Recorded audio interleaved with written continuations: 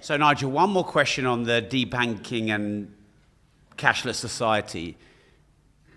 Who's behind all of this? The removal of cash and the control of politically exposed people? Well, yeah, I mean, the whole politically exposed person thing is nonsense, because it doesn't just apply to the political figure, it applies to their family. And I could give you a long list of my family members that have been debanked. I'm not going to do that. But I mean, you know, the thought that somebody, just because they're related to me, has a business account closed, frankly, is monstrous. Through the International Monetary Fund, the OECD, the Bank of England, the European Union, the United Nations, this is globalism, folks. Globalism is about unelected bodies taking ever more power, which diminishes the power of the nation state and therefore diminishes our ability to hire and fire those that are making our laws. Who benefits? The bigger the business, the more they benefit. And if I've learned anything, you know, bear in mind, I was elected to the European Parliament back in the 1990s, so I've kind of been around a bit.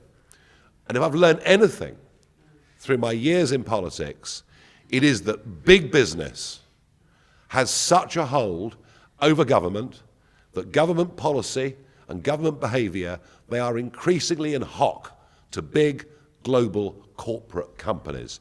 And my fight for Brexit, whether you agree with Brexit or not, if you think about it, the whole point of Brexit was to fight against these monstrous, undemocratic, dominated by big companies, artificial states that are being created. And Brexit, I think, was the first brick out of the wall.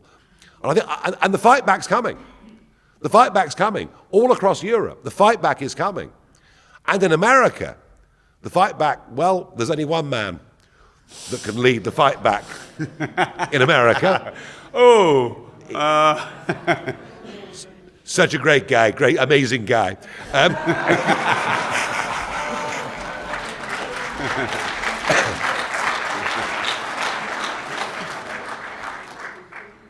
What can we do about this, Nigel? What can we do against the globalist movement? Well, I mean, what I would say is don't support politically those that have always endorsed it and will make it worse and worse. That is an individual power that we have, and that's very important. I mentioned the cash point earlier, that we can use cash a bit more to sort of say to the banks that we need this, we can't function without it. We can protect ourselves, though. You know, any of you out there that have got one business bank account that think everything's great and I'm never going to face a problem, well, look what happened to me. If they can debank me, they can debank you. All right? For whatever spurious reason. Could even be somebody you were at school with does something wrong. And honestly, this is how bad all this stuff is. So protect yourselves, make sure that you've got access to other bank accounts. Even though it's an absolute pain in the arse, opening bank accounts, make sure you've got more than one bank account. That's the first basic protection. Anybody, both at a business and at a personal level, really, really ought to do. In fact, I'd go as far as to say have 3. So protect yourself with that. In terms of the future, well, I think you should consider having some assets that can't be taken from you. One of those assets is, yeah, well, you know, one of those assets, of course, is a gold coin, something that you actually physically own, you know, and the other is, maybe this is a bit technical, I don't know, but, you know, cryptocurrencies, yes, they've had their problems, yes, there are some very unreliable providers, you know, Mr. Bankman-Freud, God help us, friend of Tony Blair and Bill Clinton's, they all just about deserve each other, I suppose, in many ways. And there are risks, but actually, one of the reasons that crypto is growing as quickly as it is, particularly in America, is this is the ultimate, if you think about it, it's the ultimate individual sovereignty. You are in charge of your money.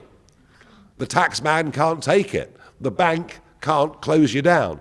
And so I still believe that, and yes, there are some things to be sorted out within the industry, but I still believe that having something in the way of money in cryptocurrencies, again, is a very, very good protection. Do you remember those Canadian truckers?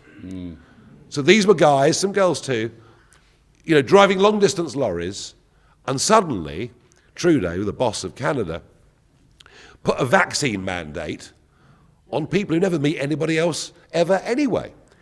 And they were set to lose their livelihoods until they were jabbed sort of every fortnight or whatever the recommendation was. And they protested. And what happened? Their bank accounts were all frozen. All frozen. And the only way, Rob, they were fed and watered during that protest was through cryptocurrency. Wow. So I hope that's a constructive, and if you're not on that road yet, don't be embarrassed by it. Most people aren't on that road yet. Most people don't quite get why this is so significant. But I know from my visits to America that in Miami, you can now buy everything from a Ferrari to a cup of coffee using Bitcoin or Ethereum. Don't think this is going to go away.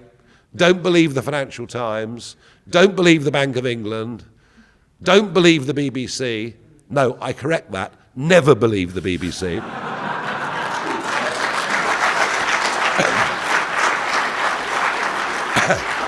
Because they will all tell you that cryptocurrencies are valueless and a flash in the pan. They're not.